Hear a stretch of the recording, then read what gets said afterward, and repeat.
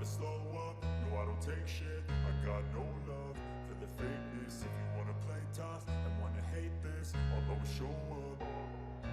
I don't ever slow up, no I don't take shit. I got no love for the fakeness. If you wanna play tough and wanna hate this, I'll always show up and make a statement. I don't ever slow up, no I don't take shit. I got no love for the fakeness. If you wanna play tough and wanna hate this, I'll always show up and make a statement.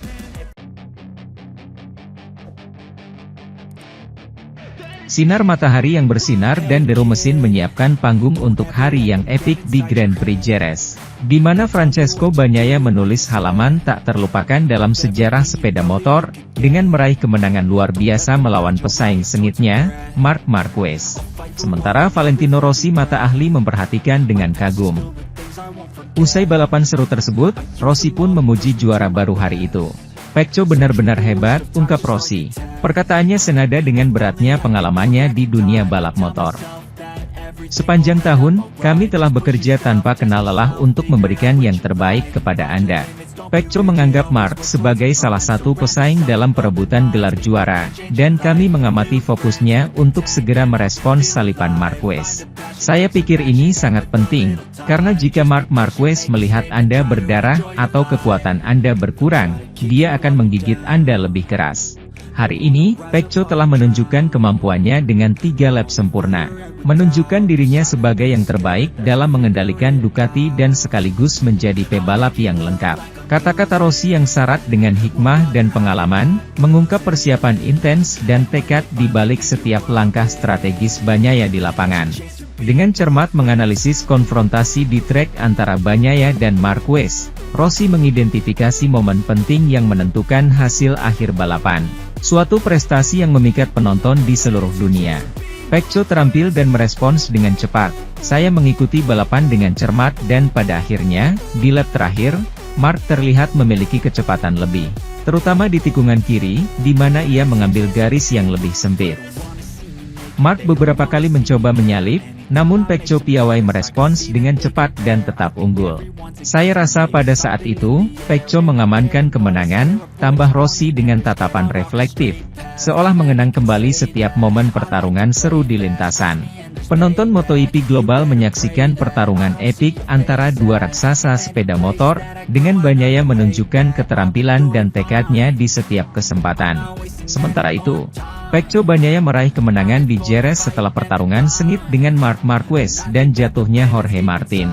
Lampu lalu lintas padam untuk terakhir kalinya di Katedral Selatan dengan awal yang baik dari penjaga tiang Marc Marquez. Jorge Martin sudah berada di posisi kedua pada tikungan pertama, di depan Marco Bezzecchi. Pecco Bagnaia mengemudikan pembalap Italia itu, dengan Alex Marquez mengikuti di belakangnya. Bagnaia melakukan gerakan hebat, melewati Bezzecchi dan Martin untuk mencapai posisi kedua. Sang juara dunia bahkan tidak menunggu langkah pertama melintasi garis finish untuk menempatkan motornya di atas Marc Marquez dan memimpin. Pria asal Gresini itu mengembalikannya di tikungan 1, dalam aksi di mana ia harus mengangkat sepedanya agar tidak terjatuh, dan mendapati dirinya terdegradasi ke posisi ketiga. Martin memanfaatkan situasi tersebut untuk melaju ke posisi kedua. Di belakang, Augusto Fernandez mendapat penalti double long lap karena melewatkan start. Kesalahan Bagnaia di tikungan terakhir membuat Martin mengambil posisi pertama. Marquez sejenak memperoleh posisi kedua, meski tak butuh waktu lama bagi Ducati untuk kembali melewatinya. Di tengah aksi lap pertama, Pedro Acosta turun ke posisi ke-17. Sementara Dani Pedrosa naik ke peringkat 12, tepat di depan Maverick Vinales. Dani Pedrosa terjatuh saat 22 lap tersisa, untungnya tanpa konsekuensi bagi pilot. Di grup depan, Bezzecchi merebut posisi podium dengan menyalip Marquez tertua, sementara di depan Bagnaia tetap berada di belakang Martin.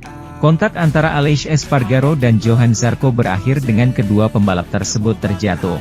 Pembalap Aprilia itu menutup akhir pekan yang cukup rumit bagi Noale, dengan menambahkan angka 0 baru ke lokernya setelah kecelakaan di sprint race. GP Spanyol yang berlangsung di sirkuit Jerez, Angel Nieto akhir pekan ini menandai dimulainya kalender Eropa. Meski berkunjung ke Portimao di awal musim, acara ini menandai awal sebenarnya dari perebutan gelar. Dan apa yang lebih baik daripada menghadapi pertarungan itu dari posisi pertama klasifikasi umum. Jorge Martin tiba sebagai pemimpin MotoGP di Jerez pada tahun 2024 ini, dan juga dengan selisih yang cukup besar dibandingkan para pesaingnya. Pemenang terakhir adalah Maverick Vinales, pebalap pertama dalam sejarah MotoGP yang menang dengan 3 merek berbeda. Pebalap Aprilia itu tiba di Jerez dengan motivasi ekstra, siap berjuang demi hasil yang sama. Pada siang hari di hari Jumat, dia adalah salah satu pembalap tercepat, meski bukan yang tercepat. Alex Marquez pada pagi hari, sedangkan Pecco Bagnaia pada sore hari. Jorge Martin juga sangat cepat, meski mengalami beberapa kendala pada sesi pertama. Dan meskipun Jerez tidak memerlukan hal lain untuk menjadi tanggal penting dalam kalender, tahun ini sekali lagi menjadi lebih istimewa.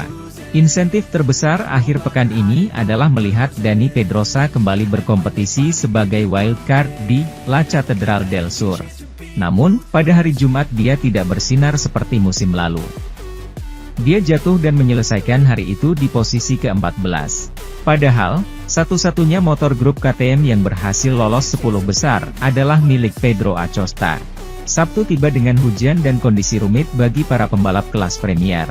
Namun, hal tersebut tidak menghentikan Marc Marquez untuk meraih pole position pertamanya bersama Ducati. Pembalap Cervera akan ditemani di barisan depan grid oleh Marco Bezzecchi dan Jorge Martin.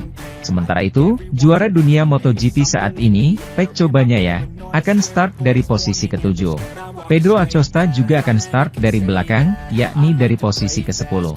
Tepat di belakangnya adalah pembalap Aprilia Maverick Vinales dan Aleix Espargaro, yang tidak menampilkan performa terbaiknya pada hari Sabtu. Sementara itu, Joan Mir sangat tegas dengan kriteria race direction yang memberikan sanksi kepada Marc Marquez, dengan kehilangan satu posisi setelah melakukan manuver yang keduanya bertabrakan. Orang Mallorca memanfaatkan beberapa kali jatuh yang terjadi di depannya, untuk berkendara pada garis lintang jauh di atas garis lintang yang sesuai dengan Honda yang dikendarainya. Salah satu yang terguling di tanah adalah Marc Marquez, ketika dia memimpin peloton, lap ke-9, suatu keadaan yang membawanya, setelah mengambil sepeda dari tanah, untuk bergabung kembali di posisi ke-10, tepat di belakang mantan rekan setimnya. Pembalap Gresini, yang sedang bersemangat, berusaha memulihkan posisi secepat mungkin, dan pada posisi tersebut ia masuk dengan segala yang ada di tikungan ke kanan. Jelas menghubungi Joan Mir, yang ia keluarkan dari garis dan trek. Marc mengulangi manuver yang sama segera setelahnya, dengan Miguel Oliveira, sebelum Stewart menjatuhkan sanksi yang terlalu ringan. Setidaknya menurut pendapat sebagian besar rivalnya. Marc tiba, menyentuh saya dan membuat saya keluar lintasan, dan saya kehilangan 4 posisi. Kemudian dia menyalip Miguel dengan cara yang sama, dan dia terpaksa kehilangan 1 tempat.